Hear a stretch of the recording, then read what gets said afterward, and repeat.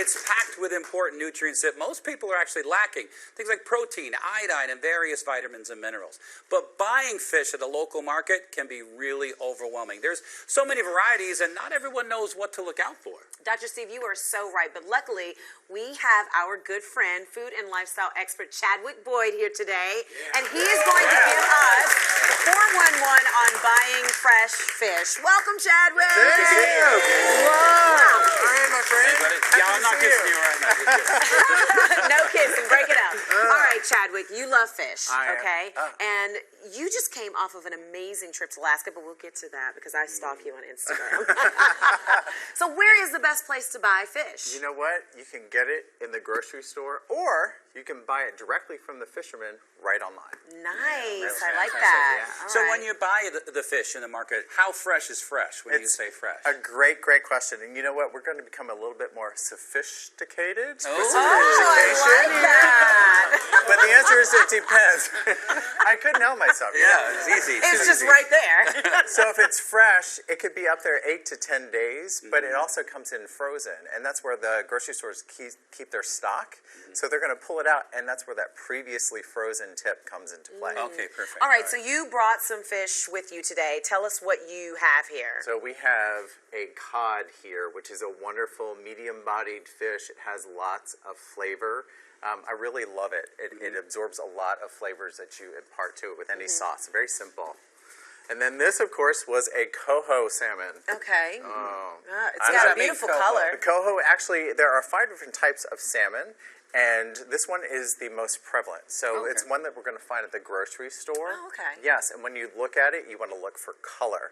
Because naturally, they eat crustaceans. That's where they get their color from. Oh. So if a fish does not have color, if it's kind of gray, y'all don't want to buy it. Okay. Yeah, and the next one you got?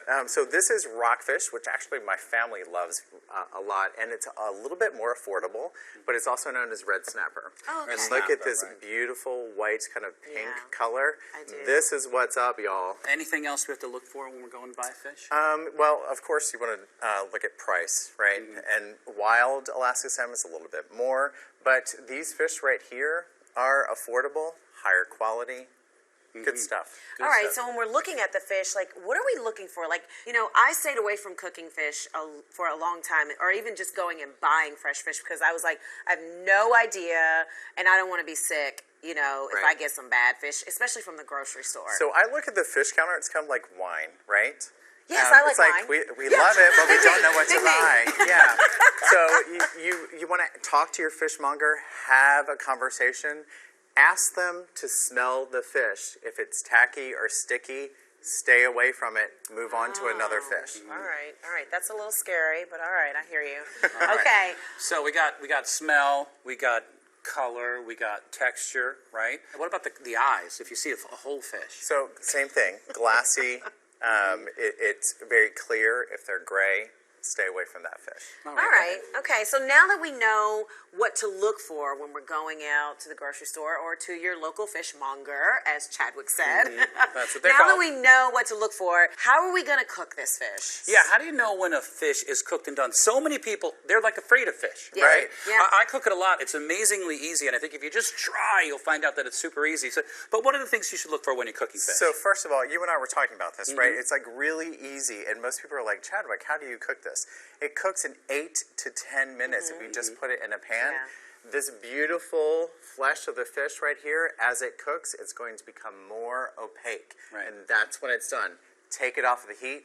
One tip, get your skillet really hot with good oil. The oil is your friend. Okay. What kind of oil are you cooking fish in? So olive oil. Olive oil. Right, That's a and really I'm sure you good got tip. tips on that one for Yeah. olive oil Absolutely, and fish. all right? the time. That's the only oil I use, really, for the most part. And the average portion size? About 3.5 ounces. Okay. That's what these fillets are here. Okay. All right. So with this cod, we just simply pan roasted it, 8 to 10 minutes, brought it up, and I've got this Nobu-like sauce. Nobu-like? Yes. Yes. So what's in that sauce? That's I knew you were going to say that. Miso, soy, and just a titch of brown sugar. Let me tell you guys, if you've never done this type of sauce, it is delicious and it's perfect for fish. And It's you one of my don't- favorite things to do. You don't want it to cover it too much, right? You just want a little bit because you want the flavor of the fish. Yeah. Right, and the good thing about fish, I know everybody kind of knows, fish is really healthy for you, right? It's loaded with omega-3s. It's good for heart function. It's good for brain function, and it can reduce the risk of heart attack and stroke. So, I mean, if you want to get better and it tastes good and it's easy, what's wrong, right? Just Yeah. do Right. it. It's do like it. start with That's one day right. a week and then move to a couple of Right. days Exactly. a week, right? So Yeah. what's the next fish, So Chadwick? here's this awesome coho salmon, and I Look at just did this. a very simple orange horseradish glaze. Oh, Equal beautiful. parts Very Now, simple. we horseradish. talked about your trip. Is this the fish you caught on your trip? We flew it back Oh. early before I arrived. If I have a little bit of tiredness in my eyes, And what do we have on the end? I'm going to have you pour this sauce Okay. on it because this is that red snapper or rockfish, Right. flakier. It's if you just take your fork here, you can kind of see how it just Oh, look at pulls that. apart. I love red I snapper. mean, literally like 5 to 8 minutes, and And this there's is a lot of pepper in here. lemon you see and that? butter. Most people just do lemon and butter with it. I Yeah. love lots of freshly cracked pepper at because that. it brings out Look the at flavor that. there. Oh, you did a great job, Dr. Steve. Well, I'm trying to get Do you the want a pepper fork? blob Yeah, down there. Dig let's in. take a There we fork. go. I don't know which one to take. I'm going to go here because I You do know that that? this sauce All is right. going to be I'll really do this. good. Okay. Here we go. All right, Ready? here we go. We're having a bite. Oh, good. I'm telling you, the sauce Yeah. is where it's at. Right. The sauce is So where it's that's at. delicious. Starts with a D. Also fish, just so you know, loaded with vitamin D. And a lot of people don't get enough vitamin D, but if you have a good enough portion of salmon, it covers all the vitamin D you need. All right, so that's the 411 on fish people. Fish people!